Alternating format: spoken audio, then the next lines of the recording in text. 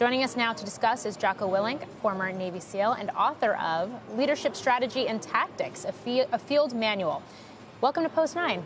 Thanks for joining us. Thanks for having me on. I want to get your thoughts on this. In large part, the reason he took to Twitter, and he said very explicitly that this was personal, and that he had a colleague that had lost family members in this tragedy, in this downed aircraft in Iran.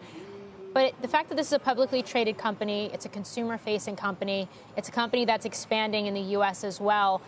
A, how unusual is it to see something like this take place in such a public forum? And B, how much is something like this a risk for a company like Make Believe? To me, the biggest risk is what you have is someone here, look, they're grieving, they feel that loss, it's a painful time, and we all know that when bad things happen, one of the things that, we go through denial and then anger, right? So he's feeling angry, lashes out, and what concerns me the most is you have someone that's doing things based on their emotions, which as a leader, if you can't take a step back, I'm not saying you don't have any contact with your emotions at all, but if you can't take a step back from your emotions and make good decisions, I see that as a problem. I guess it's also apportioning blame or implying blame when the facts aren't settled yet.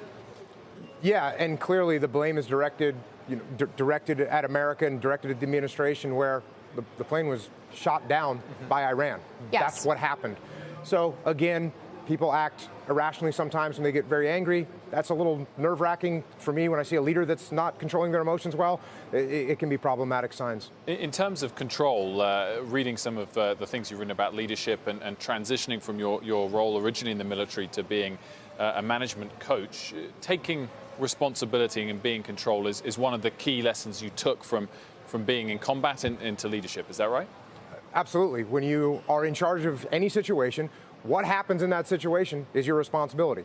And the minute you start blaming other people or blaming other things, you look bad and you don't find solutions for those problems. So yes, you absolutely have to take ownership.